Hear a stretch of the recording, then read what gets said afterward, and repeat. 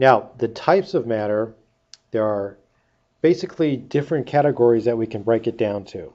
We can break it down into pure substances and mixtures.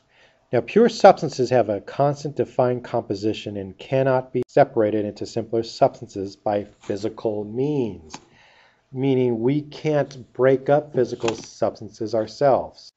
They can only be broken up into simpler substances by chemical means. We can look at two categories of pure substances. Those would be elements and compounds. Elements is made up of a type of atom that would be seen on the periodic table. And a compound would be more than one type of atom chemically combined to each other. So here we have our periodic table. Okay, so an element, all of these atoms here are types of atom. These are elements. Okay, we can't break these down into anything else, except if we get into subatomic particles. So all of those are all the elements that we know of in our universe.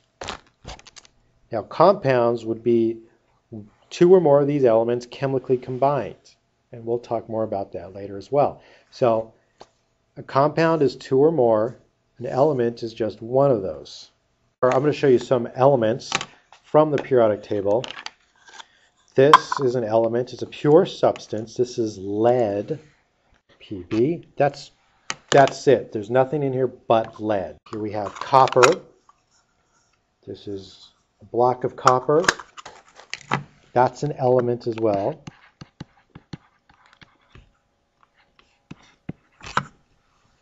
Iron. Here's iron. This is just pure iron. These are all elements that you can find on the periodic table. These are just pure substances.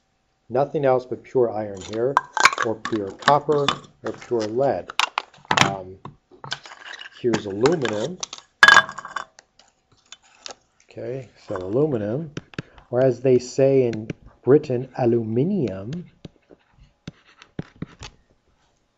Okay, and these have different physical properties. This is a much less dense than the other ones. You can look at the periodic table. These are on the periodic table. They're pure substances. There's nothing else in these but lead, copper, iron, and aluminum. Okay, now compounds are one or more elements chemically combined. And how about if we look at, this is distilled water. And distilled water is pure water. It's just pure H2O. So that's a compound. Now it's different than the tap water, which we'll talk about. That's a mixture.